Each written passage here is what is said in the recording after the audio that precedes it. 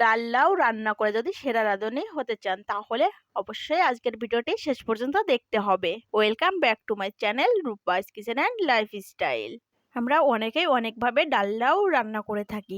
অনেকে শুধু লাউ রান্না করে থাকে, অনেকে শুধু ডাল রান্না করে থাকে। তবে আজকে আমার এই রেসিপিটি ফলো করে যদি ডাল লাউ রান্না করে থাকেন তাহলে সবার মুখে অবশ্যই আপনার প্রশংসা শুনতে পারবেন। সো কথা না বাড়িয়ে রেসিপিটি শুরু করা যাক। আমি আজকে ডাল লাউ করার জন্য মুগ ডাল নিয়ে নিয়েছি। মুগ ডালগুলোকে হালকা তেল হলুদ দিয়ে ভাজি করে নিয়ে জল দিয়ে অল্প একটু সেদ্ধ করে নামিয়ে নিয়েছি। আর একটি লাউ এরকমভাবে কেটে নিয়েছি। লাউটা একটু বড় বড় করেই কেটে নিয়েছি।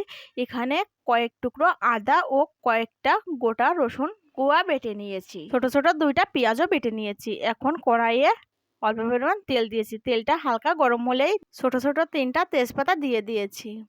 তারপর যে পেঁয়াজটা বেটে রেখেছি সে পেঁয়াজ বাটা দিয়ে দিয়েছি। একটু নেড়ে চেড়ে দিয়ে আদা রসুন বাটা দিয়ে দিয়েছি। ভালো করে কষিয়ে নেব। অল্প একটু কষিয়ে নেওয়ার পর এখানে শুকনা মরিচের গুঁড়া ও ধনিয়া গুঁড়া দিয়ে দিব।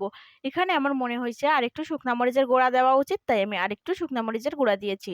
একটু ঝাল ঝাল খেতে বেশিই ভালো লাগবে সেজন্য। এবার পরিমাণ মতো লবণ দিয়ে দিয়েছি। আবারও একটু সময় ভালো মতো কষিয়ে নেব। মশলাটি যাতে পুড়ে না যায় সেজন্য একটু জল দিয়ে মশলাটি কষাতে হবে।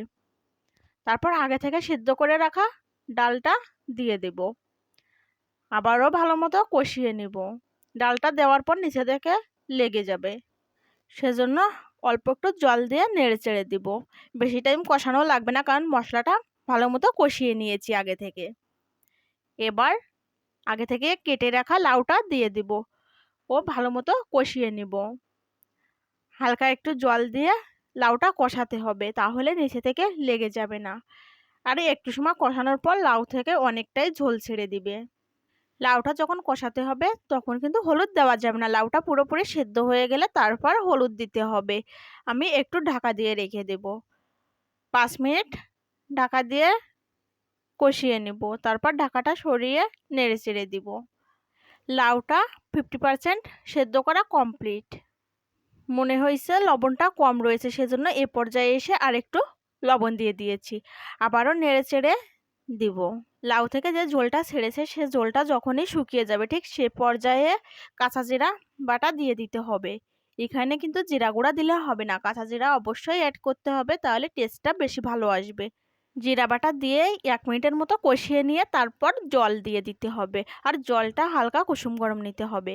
এ পর্যায়ে অতিরিক্ত জল দেওয়ার কোনো প্রয়োজন নেই, কারণ লাউটা আগে থেকেই 80% সেদ্ধ হয়ে গেছে। এখন একটু নেড়ে চেড়ে দিয়ে ঢাকা দিয়ে আরেকটু সময় রান্না করে নেব। 2-4 মিনিট রান্না করার পরে লাউটা পুরোপুরি সেদ্ধ হয়ে গেছে। এ পর্যায়ে আমি হলুদ দিয়ে দিব। হলুদ দেওয়ার পর ভালো মতো নেড়ে চেড়ে মিশিয়ে দিতে হবে। আবারও একটু সময় রান্না করব, যত সময় না পর্যন্ত ঝোলটা মাখো মাখো হয়ে আছে তত সময় পর্যন্ত রান্না করতে হবে। আমি আগে থেকে কিছুটা কাঁচামরিচ ফেড়ে রেখে দিয়েছিলাম, এখন সে কাঁচামরিচগুলো দিয়ে দিব। আর একটু সময় রান্না করে তারপর নামিয়ে নিব।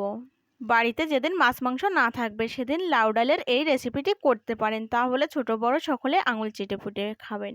আর হ্যাঁ, যারা ইউটিউব থেকে ভিডিওটি দেখছেন তারা আমার চ্যানেলটিকে সাবস্ক্রাইব করে বেল আইকন বাটনটি ক্লিক করে দেবেন। আর যারা পেজ থেকে ভিডিওটি দেখছেন তারা আমার পেজটিকে ফলো করবেন, তাহলে কৃতজ্ঞ থাকবো। আমার রান্নাটি কমপ্লিট, এখন নামিয়ে নিব। আশা করছি ভিডিওটি ভালো লেগেছে। আর যদি ভিডিওটি ভালো লেগে থাকে তাহলে লাইক কমেন্ট এন্ড শেয়ার করবেন। বাড়িতে একবার হলেও রেসিপিটি অবশ্যই করবেন, আর কেমন হলো তা কমেন্টে জানাবেন। ধন্যবাদ।